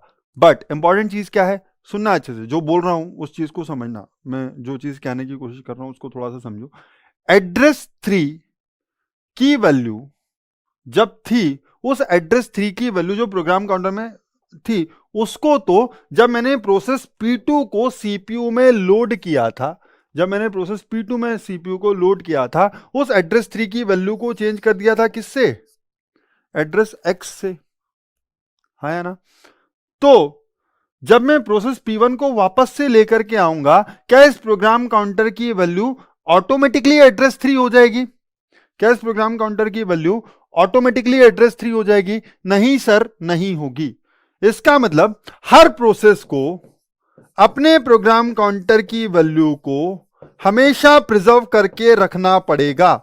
हर प्रोसेस को अपने प्रोग्राम काउंटर की वैल्यू को हमेशा प्रिजर्व करके रखना पड़ेगा कि नेक्स्ट टाइम जब भी मुझको सीपीयू मिलेगा, नेक्स्ट टाइम जब भी मुझको सीपीयू मिलेगा, मुझको किस एड्रेस से अपने एग्जीक्यूशन को स्टार्ट करना है, मुझे किस एड्रेस से अपने एग्जीक्यूशन को स्टार्ट करना है। तो पिक्चर हुई क्या, जब पहली बार मैंने प्रोसेस P1 को मेमोरी में लोड किया तो इसके प्रोग्राम काउंटर की वैल्यू डाली एड्रेस 1, इसके प्रोग्राम काउंटर की वैल्यू डाली एड्रेस 1। तो जब प्रोसेस P1 को पहली बार CPU मिला तो इसने वो जो एड्रेस 1 की वैल्यू थी उसको जाकर के लोड कर दिया कौन किस रजिस्टर में, प्रोग्राम काउंटर रजिस्टर में। तो इस प्रोग्राम काउंटर रजिस्टर के अंदर वैल्यू आ गई एड्रेस 1। तो जब एग्जीक्यूशन हुआ तो उस एड्रेस 1 से इंस्ट्रक्शन आया, उसको फेच करके एग्जीक्यूट किया, फिर एड्रेस 2 से इंस्ट्रक्शन आया, उसको फेच करके एग्जीक्यूट किया, और प्रोग्राम काउंटर की वैल्यू हो गई थी एड्रेस 3, और प्रोग्राम काउंटर की वैल्यू हो गई थी एड्रेस 3। वो एड्रेस 3 से इंस्ट्रक्शन को फेच करके प्रीएम्प्ट कर पाता, प्रोसेस P1 एड्रेस 3 से इंस्ट्रक्शन को फेच करके प्रीएम्प्ट को एग्जीक्यूट कर पाता, इंस्ट्रक्शन 3 से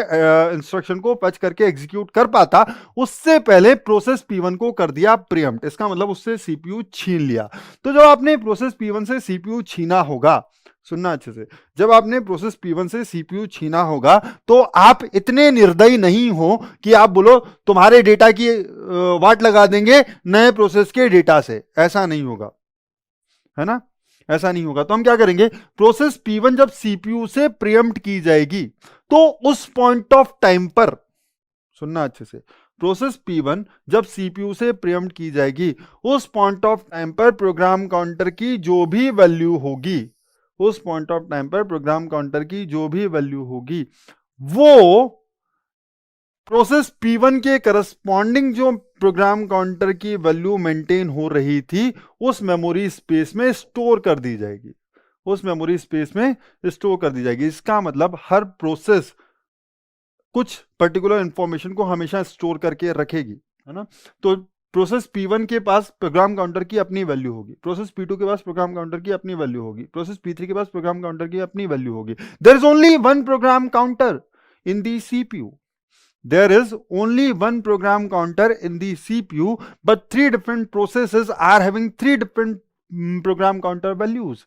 इसका क्या मतलब है, इसका क्या ये मतलब है कि वहां पर 3 प्रोग्राम काउंटर है? नहीं, इसका ये मतलब है कि नेक्स्ट टाइम जब मुझको एग्जीक्यूट करना होगा तो मैं कौन सी प्रोग्राम काउंटर की वैल्यू को ले जा करके और सीपीयू के प्रोग्राम काउंटर में स्टोर करूंगा।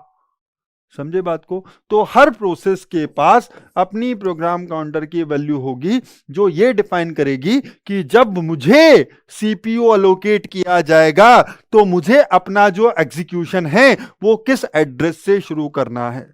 समझे बात को? सर ये तो बहुत नॉर्मल था, हम तो कह ही रहे थे कि ऐसा है। सर ये तो बहुत नॉर्मल था कि हम तो कह ही रहे थे कि ऐसा है, that program counter stores the address of the next instruction. Yes, program counter stores the address of next instruction, but there is only one program counter in the CPU. So how can it store the address of the next instruction to be executed with respect to 3 different processes? No, program counter is used for that purpose, but with respect to a particular process, what should be the value of program counter? With respect to a particular process, what should be the value of program counter when it is loaded into the CPU? It has to be preserved by the process itself कि जिस दिन मुझको CPU मिलेगा मुझे किस address से काम करना शुरू करना है। समझ गए बात को? तो ये सारी जो वैल्यूज हैं, प्रोग्राम काउंटर की वैल्यू जब मैं बोलता हूं, so I am not actually saying that this is the value of the program counter which is in the CPU at the current point of time. No, जब ये process preempt हुई होगी उस पॉइंट ऑफ टाइम पर CPU के program counter की जो भी वैल्यू थी वो मैंने उठा करके एक जगह सेव कर दी है, वो मैंने उठा करके एक जगह सेव कर दी है। वो एक्चुअल में पीसी की वैल्यू को रिप्रेजेंट करती है, इसलिए मैं इसको पीसी वैल्यू बोल रहा हूं। वो जब इस प्रोसेस को उठा करके मेमोरी में सेव किया गया था उस पॉइंट ऑफ टाइम पर जो पीसी की वैल्यू थी उस वैल्यू को स्टोर करके रखा गया है, इसलिए मैं इसको पीसी वैल्यू बोल रहा हूं। ये एक्चुअल में current value of program counter नहीं है, ये एक्चुअल में current value of program counter नहीं है। क्या इतना क्लियर है सबको कि ये current value of program counter नहीं है? ये प्रोसेस के स्पेसिफिक जब प्रोसेस को एग्जीक्यूट करने के लिए ले जाऊंगा तो किस एड्रेस से इंस्ट्रक्शन को फेच करना है उस एड्रेस को रिप्रेजेंट कर रही है, बट ये current value of program counter नहीं है। क्लियर? ये क्या लिख दिया भाई आपने? C C W D I X D C I D MPI. Clear है सबको?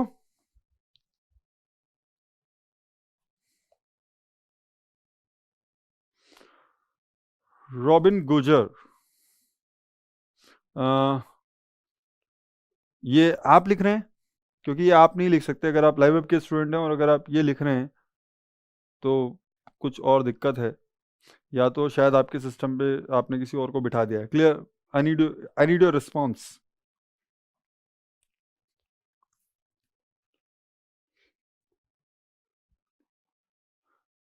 ये एक मिनट, स्वर्णा ने क्या पूछा? Sir what if all the instruction in PC value did not get executed but the process gets.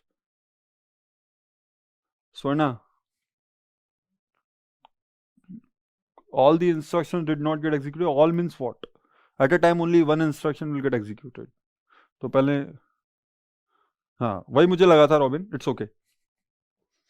It's okay, है ना। चलो, तो प्रायोरिटी मैंने बता दिया, हर प्रोसेस की अपनी प्रायोरिटी होगी। प्रोग्राम काउंटर वैल्यू के कॉन्टेक्स्ट में मैं ये समझाना चाहता था कि आप इस चीज को समझो कि ये प्रोग्राम काउंटर सीपीयू के अंदर जो प्रोग्राम काउंटर रखा है उसकी क्या वैल्यू है उसको रिप्रेजेंट नहीं कर रहा है। सीपीयू के अंदर करेंटली प्रोग्राम काउंटर के अंदर जो वैल्यू है उसको रिप्रेजेंट नहीं कर रहा है, ये सिर्फ इस चीज को रिप्रेजेंट कर रहा है कि जब मुझको सीपीयू अलॉट होगा, जब मुझको सीपीयू अलॉट होगा तो मैं सीपीयू का जो प्रोग्राम काउंटर रजिस्टर है उसमें किस वैल्यू को लोड करूंगा। क्लियर, सिर्फ इतना समझने की चीज थी। So don't get confuse, so that will be the program counter value. Next जो एट्रीब्यूट होगा वो हो सकता है जनरल पर्पस रजिस्टर वैल्यू।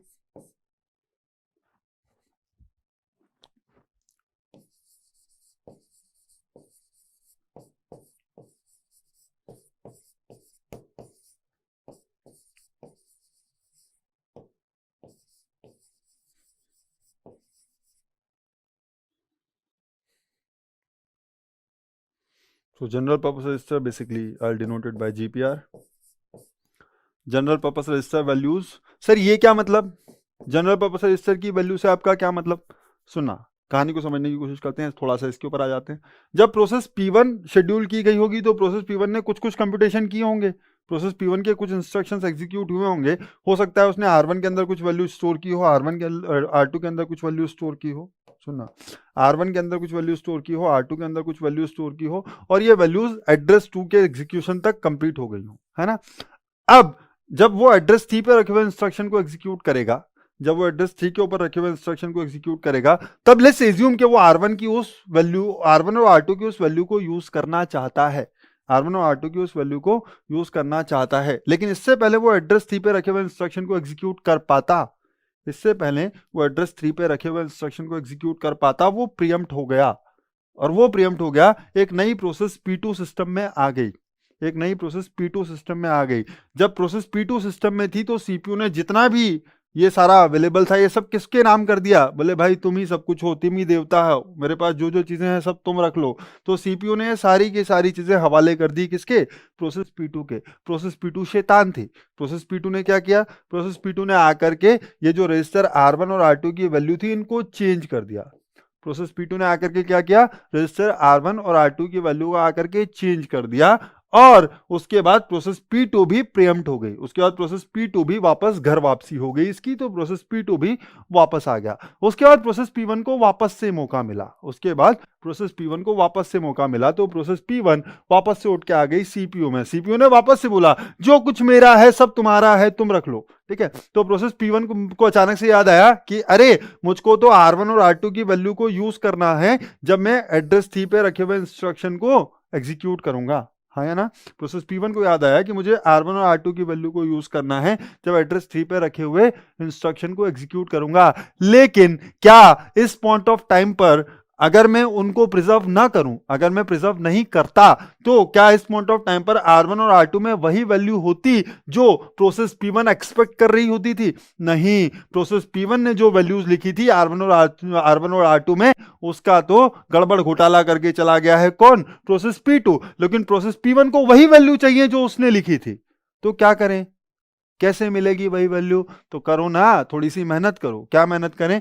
जब आप प्रोसेस P1 को प्रीएम्प्ट कर रहे थे, जब आप प्रोसेस P1 को प्रीएम्प्ट कर रहे थे, तो जिस तरीके से आपने इस प्रोग्राम काउंटर की वैल्यू को उस मेमोरी लोकेशन पर स्टोर करके रखा था, जिस मेमोरी लोकेशन पर आप प्रोग्राम प्रोसेस P1 के करस्पॉन्डिंग प्रोग्राम काउंटर की वैल्यू को स्टोर करते हो, वैसे ही आपके प्रोसेसर में जितने डिफरेंट जनरल पर्पस रजिस्टर्स हैं, जितने भी डिफरेंट जनरल पर्पस रजिस्टर्स हैं, उन सारे जनरल पर्पस रजिस्टर्स को जनरल पर्पस रजिस्टर के करस्पॉन्डिंग जो डेडिकेटेड मेमोरी लोकेशंस हैं उन पर सेव कर लो, उन पर सेव कर लो, ताकि जब नेक्स्ट टाइम आपको सीपीयू मिले, जब नेक्स्ट टाइम आपको सीपीयू मिले तो आप उन सारी वैल्यू को ले जाकर के वापस से उन रजिस्टर में लोड कर पाओ और एग्जैक्टली उसी मैनर में काम कर पाओ जिस मैनर में आप थे जब आपने सीपीयू को छोड़ा था।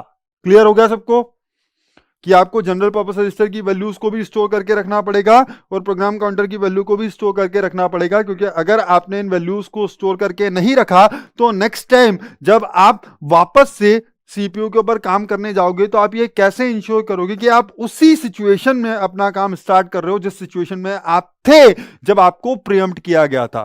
क्लियर है ये सबको? बोलो फटाफट।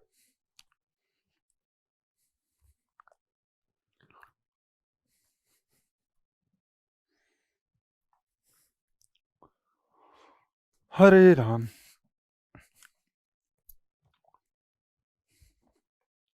तो ये बेसिक सी चीज है, ये कह देना मेरे लिए बहुत आसान है कि ये सारे के सारे, ये अगर आप बोलोगे सर इतना क्यों पढ़ा रहे हो तो मैं इसको छोटा भी कर दूंगा।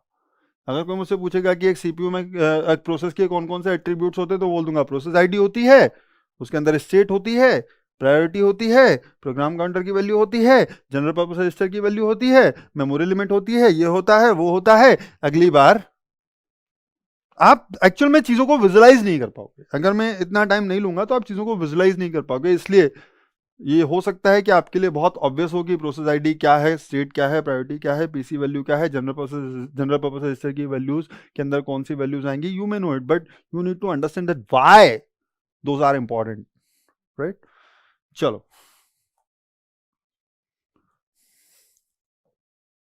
नेक्स्ट बेसिक सी चीज जो हमेशा आपके पास होगी दैट इज मेमोरी लिमिट्स।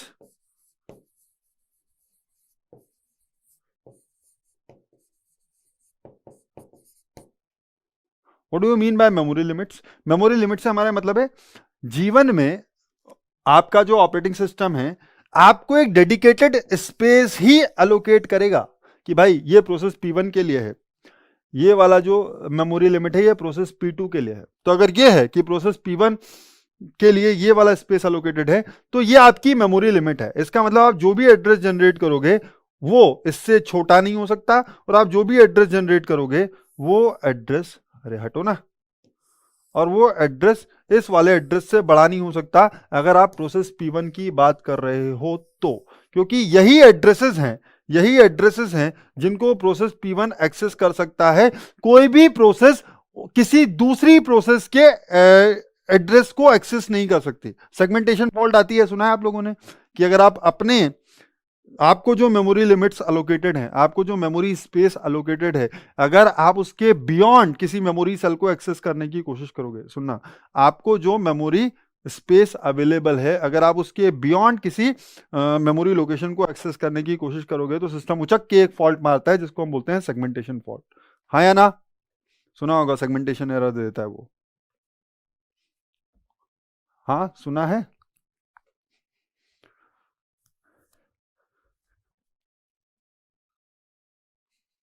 हाँ सुना है, ठीक है। तो ये कहानी है कि ये है मेमोरी लिमिट्स। इसका मतलब आप मेमोरी लिमिट्स भी आप प्रोसेस के लिए, जब आपका प्रोसेस क्रिएट होगा आप उसको मेमोरी लिमिट्स भी दे देते हो कि भाई तुम्हारी एक लोअर मेमोरी लिमिट ये है और अपर मेमोरी लिमिट ये है। इसका मतलब आप इससे छोटा एड्रेस जनरेट नहीं कर सकते, इससे बड़ा एड्रेस जनरेट नहीं कर सकते, इससे बड़ा कुछ भी कर रहे हो इसका मतलब प्रोग्राम के अंदर एरर आ गई है, आप कुछ गलत चीज एक्सेस करने की कोशिश कर रहे हो, and that is not allowed, and that is not allowed. तो आपको मेमोरी लिमिट्स की भी रिक्वायरमेंट होगी, that you will require some memory limits। अब इसके अलावा आपकी प्रोसेस हर फाइल को कभी भी एक्सेस नहीं कर सकती। आपकी प्रोसेस फाइल्स हैं, है ना?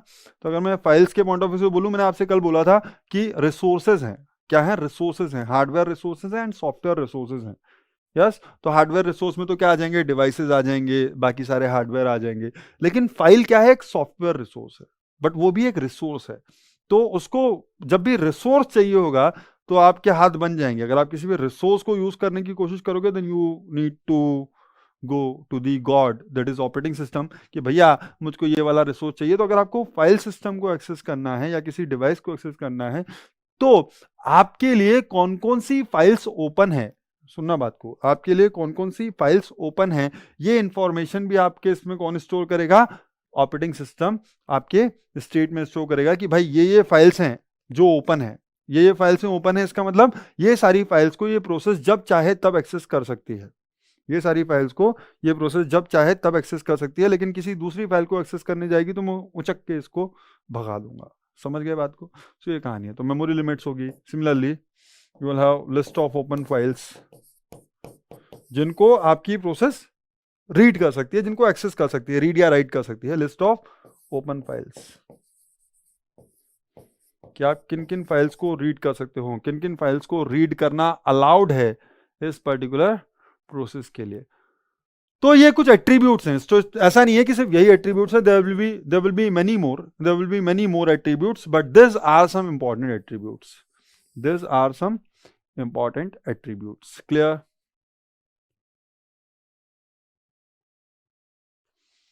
चलो, so just note this down. Priority कि आप बाकी दूसरे प्रोसेस की कंपैरिजन में आप कितने ज़्यादा इंपॉर्टेंट हो, तो देयर इज अ लिमिट। जो नंबर्स होते हैं वो 0 to 15 4 बिट का होता है जनरली ये प्रायोरिटी। सो आप 0 to 15 के बीच में प्रायोरिटी असाइन कर देते हो। So there are 16 different priority levels. जिसकी प्रायोरिटी ज़्यादा होगी, अगर आप प्रायोरिटी बेस्ड शेड्यूलिंग कर रहे हो, तो जिसकी प्रायोरिटी ज़्यादा होगी उसको CPU मिलेगा।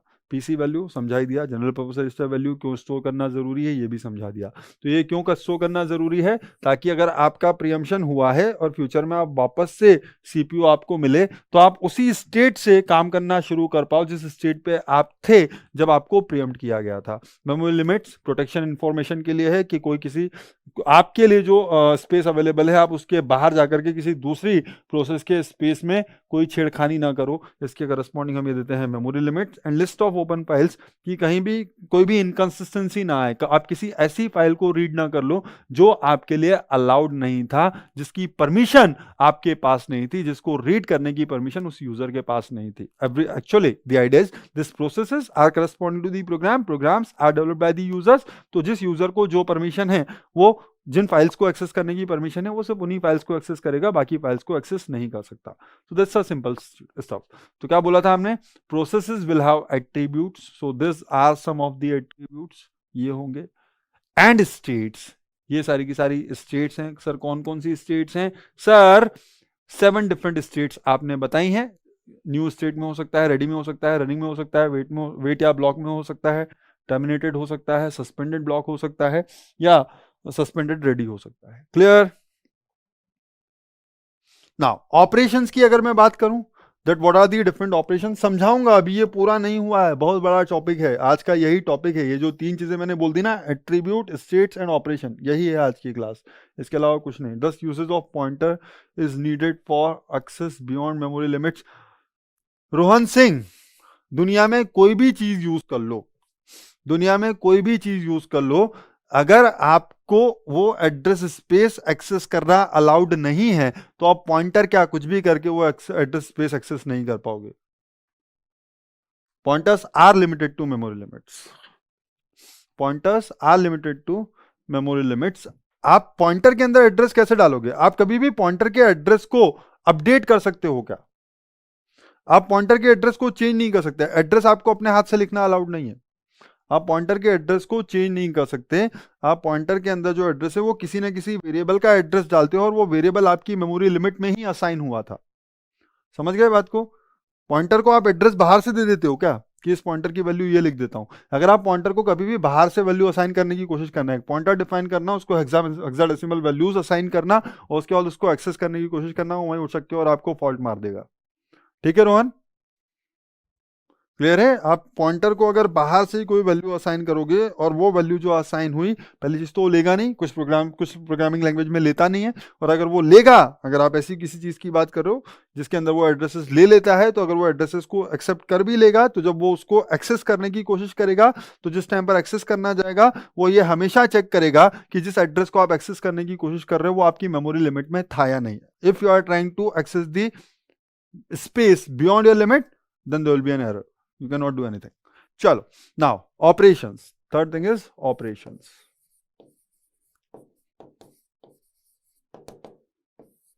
So, there are various operations. सबसे पहले तो भाई प्रोसेस को क्रिएट तो करो। दी फर्स्ट थिंग इज, अभी तो प्रोग्राम है, अभी तो प्रोग्राम है, फिर आपको सबसे पहले तो क्रिएट करना होगा।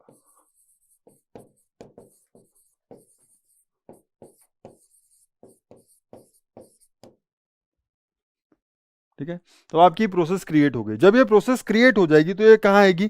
ये प्रोसेस सबसे पहली बार जब क्रिएट होगी, तो ये आ जाएगी आपके रेडी स्टेट में। अब वो रेडी स्टेट में आ गई, तो आप क्या करोगे? जो प्रोसेस रेडी स्टेट में आ गया, अब उसको आप शेड्यूल करोगे। तो जो दूसरी चीज आप करोगे वो होगी scheduling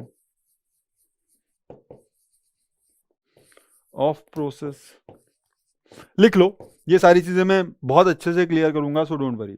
creation of process, scheduling of process, third running of process, running और basically execution of process,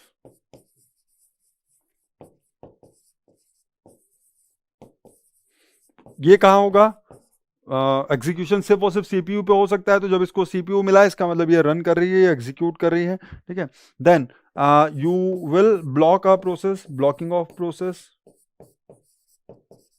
that हो गया तुम्हारा काम, ब्लॉक हो जाओ। क्यों होगा वो रीजन हम डिस्कस करेंगे, पहले समझ लो क्या क्या हो सकता है। Blocking of process, you can actually suspend a process, suspension of process,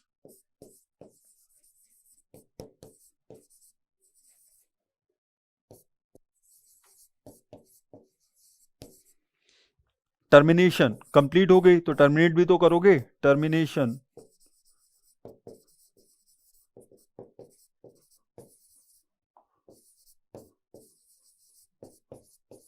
of a process. Clear? तो ये डिफरेंट डिफरेंट चीजें हैं जो आप कर सकते हो प्रोसेस के ऊपर, ये डिफरेंट ऑपरेशंस परफॉर्म किए जा सकते हैं। क्लियर? तो चलो थोड़ा सा क्विक रिव्यू, ज्यादा टाइम नहीं लूंगा।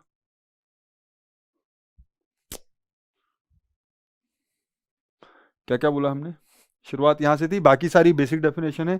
तीन चीजें होंगी, क्या आपके पास एट्रीब्यूट्स होंगे और डिफरेंट स्टेट में हो सकती है आपकी process, 7 different states have been defined, और आप उनके ऊपर वेरियस ऑपरेशंस परफॉर्म कर सकते हो। तो सबसे पहले तो हमने क्या डिफाइन किया? सबसे पहले हमने डिफाइन किया कि कौन कौन से एट्रीब्यूट्स हैं। This are some of the attributes, there are other attributes as well, but this are important one. इसके बाहर आपको किसी और एट्रीब्यूट के बारे में सोचने की जरूरत नहीं है। So list of open devices and other things are also there, but leave it. So this are the attributes. इन एट्रीब्यूट्स के अंदर एक एट्रीब्यूट स्टेट भी है, इन एट्रीब्यूट्स के अंदर एक एट्रीब्यूट स्टेट भी है जो ये डिफाइन करेगा कि किसी पॉइंट ऑफ टाइम पर आपकी ये जो पर्टिकुलर प्रोसेस है जिसके बारे में, जिस आईडी वाली प्रोसेस के बारे में आप बात कर रहे हो, ये पर्टिकुलर आईडी वाली प्रोसेस इस पर्टिकुलर टाइम पर किस स्टेट में है। तो वो आपकी इन 7 में से किसी एक स्टेट में हो सकती है, वो आपकी इन 7 में से किसी एक स्टेट में हो सकती है। या तो वो न्यू होगी, इसका मतलब उसका क्रिएशन हो रहा होगा, न्यू स्टेट का मतलब उसका क्रिएशन हो रहा होगा। रेडी मतलब वो सीपीयू पर एग्जीक्यूट करने के लिए तैयार होगी, लेकिन अभी उसका एग्जीक्यूशन हो नहीं रहा है। रनिंग मतलब अब उसका एग्जीक्यूशन हो रहा है, मतलब उसको सीपीयू दे दिया गया है। वेट या ब्लॉक, इसका मतलब वो रेडी भी नहीं है और वो रनिंग भी नहीं है, तो फिर क्या है? वो वेट कर रही है, उसको बीच में अचानक से किसी चीज की जरूरत पड़ गई, और जब तक वो जरूरत पूरी नहीं हो जाती तब तक वो आगे का काम कर नहीं सकती। तो जब तक वो जरूरत पूरी नहीं हो जाएगी ना तो वो रनिंग है, क्योंकि वो आगे का काम कर ही नहीं सकती। तो जब कर नहीं सकती तो जबरदस्ती सीपीयू को वेस्ट करने का कोई मतलब नहीं है।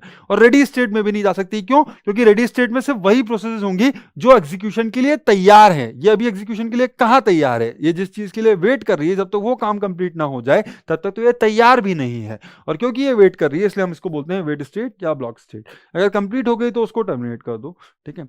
Suspended ready, this two will be important, अभी आपको समझ में नहीं आएगा, अलग कहानी है, अलग लेवल पे समझाएंगे, छोड़ देते हैं। तो लेकिन इन 7 में से किसी एक स्टेट पे हो सकती है।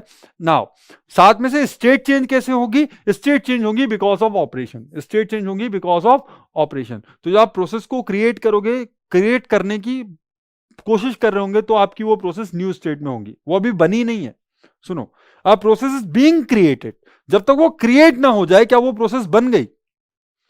सुनना, अब प्रोसेस इज बीइंग क्रिएटेड, तो जब तक एक प्रोसेस क्रिएट हो नहीं जाती वो पूरी प्रोसेस बनी नहीं है, अभी वो फॉर्मेशन में है। तो जब तक वो फॉर्मेशन में है तब तक वो क्रिएट नहीं हुई, बट उसका क्रिएशन चल रहा है। तो न्यू स्टेट से रेडी स्टेट, आपके पास जो स्टेट्स हैं कौन कौन सी?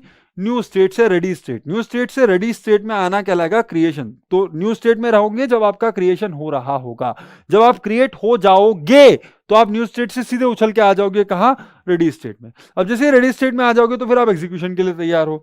तो एग्जीक्यूशन के लिए अगर आप तैयार हो तो रेडी स्टेट में बहुत सारी प्रोसेस हो सकती हैं, जैसे P1 भी एक प्रोसेस थी, P2 भी एक थी, P3 भी थी। तो किसको एग्जीक्यूट करूं? प्रोसेस तो बहुत सारी है, किसको एग्जीक्यूट करूं? प्रोसेसेस तो बहुत सारी है। तो उसमें से जो सिलेक्शन होगा उसको कहते हैं scheduling. Scheduling will correspond to what? Scheduling does not mean, एक और बेसिक मिसकॉन्सेप्शन है, एक और बेसिक मिसकॉन्सेप्शन है, लोग बोलते हैं शेड्यूलिंग मतलब प्रोसेस को शेड्यूल करना सीपीयू के ऊपर। नहीं, scheduling does not mean the scheduling of a process on the CPU. Scheduling is a decision making process. Scheduling is a decision making process. Scheduling सिर्फ ये बताती है कि अब आपको किस प्रोसेस को नेक्स्ट एग्जीक्यूट करना है सीपीयू पे, वो उसको सीपीयू पे लेकर के जाती नहीं है। याद करना, अच्छे से समझ लो जो बोल रहा हूं। शेड्यूलिंग का अगर आप लोगों के दिमाग में ये मतलब है, पूछूंगा अभी नहीं बताऊंगा, तो शेड्यूल करेंगे, अभी आ जाएगा, शेड्यूल करेंगे, इसका मतलब सिलेक्ट करेंगे कि इस प्रोसेस को रन करना है, फिर उसको रन करने के लिए भेजेंगे। तो जब वो रन करने के लिए चली जाएगी तो उसके लिए एक अलग चीज होगी। अब वो रन कर रही होगी, जब तक वो एग्जीक्यूट करेगी तब तक आप बोल रहे हो कि that is running of a process. But जिस दिन वो किसी आईओ ऑपरेशन के लिए रिक्वेस्ट करेगी तो आप उसको मूव कर दोगे किस से, रनिंग से ब्लॉक स्टेट में। इसका मतलब you are blocking a process. Why are you blocking a process? Because it has requested for an IO operation. So if somebody is saying किसी ने किसी सोर्स के लिए रिक्वेस्ट कर दिया, then what does it mean? इसका मतलब आप जैसे ही उसने रिक्वेस्ट किया, you are blocking a process, that is you are shifting the process from running state to block state और वेट स्टेट, और you may shift a process from ready running और wait state to suspended state, and that will be corresponding to suspension. उसको आप बोलोगे कि suspend कर दो। No audio sir?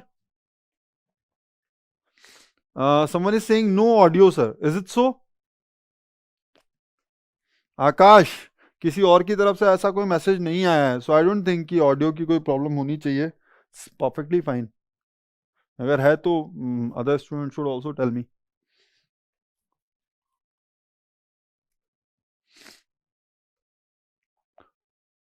Everything is fine, आ रहा है sir. Akash, check your audio devices. Okay, suspend करोगे, इसका मतलब मैंने ये बोल दिया already, suspension is quite different, तो मैं इसको टाइम के साथ ही समझाऊंगा और वो हो जाएगा। टर्मिनेशन इसका मतलब जब कंप्लीट कर दोगे तो हो जाएगा टर्मिनेशन ऑफ अ प्रोसेस। चलो, तो ये हो गया बेसिक सा चीज। तो अब मैंने बहुत सारी स्टेट्स डिफाइन की थी,